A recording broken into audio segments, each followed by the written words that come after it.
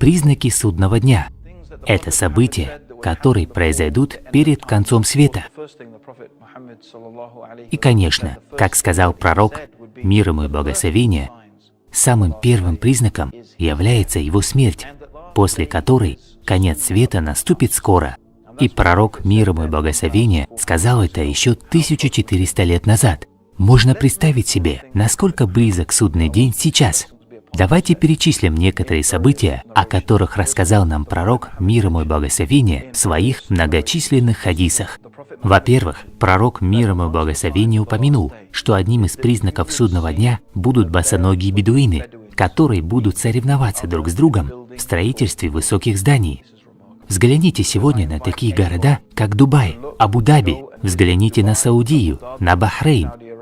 Помню, недавно я был в Кении, и когда местные жители начали жаловаться, что после 11 сентября из Саудии перестали приходить деньги и так далее, и тому подобное, кто-то из местных жителей вспомнил, что 60 лет назад они сами отправляли деньги в Саудию, чтобы помочь сиротам и студентам, обучающимся в медресе. Теперь же люди, которые всего лишь 60 лет назад были босоногими бедуинами, сегодня соревнуются друг с другом в том, кто построит самое высокое здание в мире. И даже говорят, что в Дубае в течение нескольких лет будут построены 6 самых высоких зданий в мире. Это именно то, что предсказывал пророк, мир ему и благословение, 1400 лет назад. И мы видим, что это на самом деле признак конца света. Пророк, мир ему и благословение, также упомянул, что ближе к концу света мечети станут похожи на дворцы. И это так и есть, даже несмотря на то, что пророк призывал к простоте в домах Аллаха. Однако сегодня они становятся все более и более грандиозными, великолепными. Все больше и больше денег тратится на строительство мечетей с золотыми куполами, роскошными королевскими коврами на полу, всякие изысканные ослепительные люстры и так далее. Пророк, мир ему и благословение, сообщил нам, что такое время настанет. Также посланник Аллаха, мир ему и благословение, упомянул, что доверие между людьми исчезнет настолько, что люди будут говорить: «Я знаю одного надежного человека, он живет в таком-то и таком-то городе». Надеюсь, что пока мы не дожили до такого положения. Еще пророк, мир ему и благословение, сказал, что ближе к концу света увеличится количество убийств настолько, что тот, кого убивают, не будет знать, за что его убивают, а тот, кто убивает, не будет знать, за что он убивает. Я думаю, это как нельзя лучше описывает положение в некоторых городах сегодня, когда дети стреляют друг в друга. Человек понятия не имеет, за что в него стреляли. Людей сегодня убивают просто лишь ради того, чтобы доказать, какой убийца смелый, или из-за какого-то сумасшествия. Не говоря уже о массовых убийствах людей, происходящих ежедневно по вине терроризма. Либо это терроризм, исходящий от целой страны, либо это какие-то террористические организации или отдельные люди. На самом деле мы не должны их различать. Все это террор. Когда погибают женщины, дети, невинные люди, это терроризм. И неважно, кто его совершает. Люди не знают, для чего они убивают и за что их убивают. И это достигло сегодня невероятных размеров, как и предсказывал пророк, мир ему и благословение, 1400 лет назад. Также пророк, мир ему и благословение, упомянул, что увеличится ростовщичество настолько, что никто не сможет избежать его. Все будут так или иначе затронуты этим явлением. И это, без сомнения, истинное положение мировой экономики сегодня.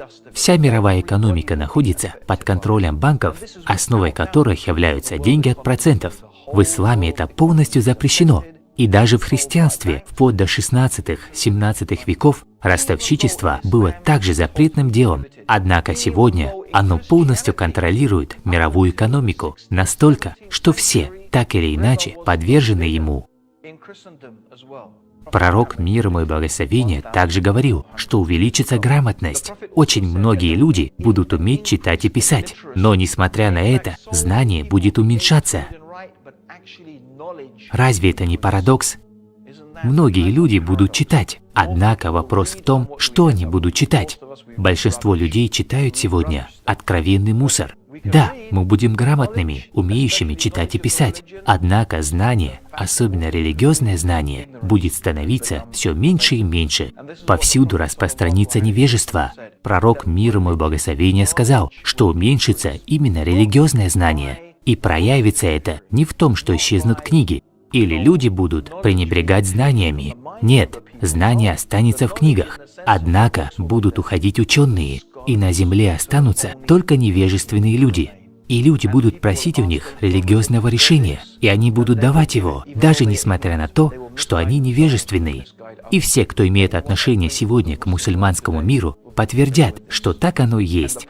Пророк, мир ему, также упомянул, что ближе к концу света появится много ораторов, а по-настоящему знающих людей станет мало. И на самом деле мы видим это сегодня. В мире много ораторов, множество мыслителей, интеллектуалов. Многие люди, по милости Аллаха, призывают сегодня к исламу. Однако истинных ученых ислама остается очень мало. И это один из явных признаков судного дня, то, что ученые будут покидать этот мир. Также пророк Мухаммад, мир ему и благословение, сказал, что распространятся игры на музыкальных инструментах, и мусульмане будут дозволять это, даже несмотря на то, что они были запрещены пророком, мир ему и благословение. Сегодня можно встретить многих мусульман, которые говорят, что музыка дозволена, хотя о запрете ее говорится в Сахихе Аль-Бухари, самой достоверной книге по хадисам. В одном из хадисов пророк, мир ему и благословение, предсказывал, что люди будут дозволять музыкальные инструменты, даже несмотря на то, что пророк, мир ему и благословение, совершенно ясно запретил их. Также он упомянул, что увеличится количество прелюбодеяний и разврата.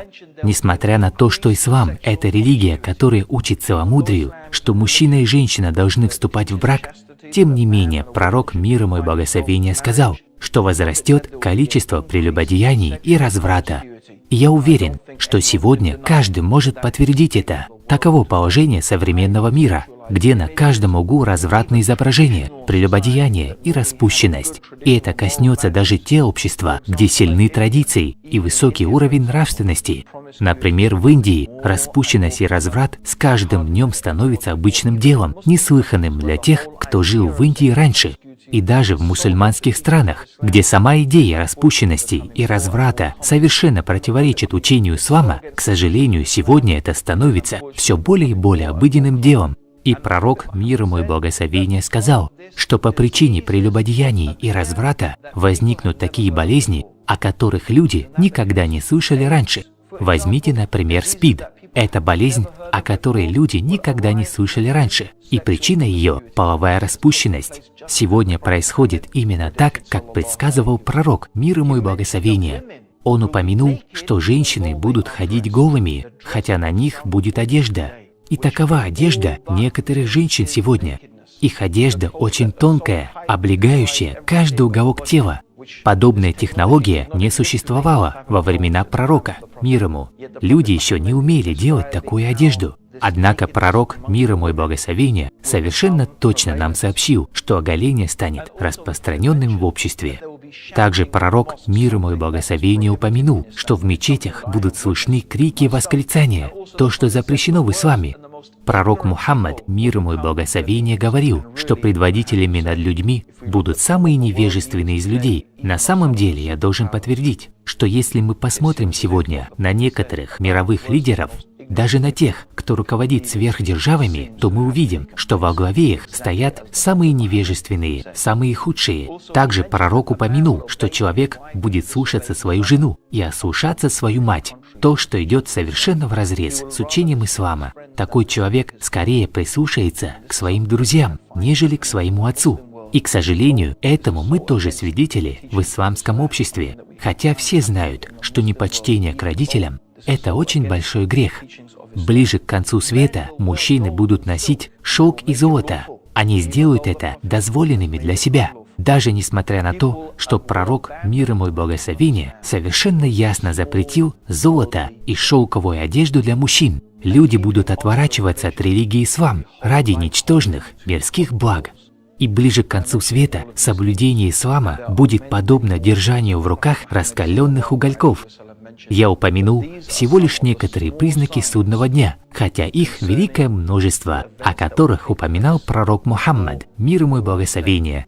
Это всего лишь некоторые из малых признаков судного дня. И как вы видите, те предсказания пророка, мир ему и благословение, которые я упомянул вам, все без исключения уже проявились в нашей жизни, и мы живем среди них.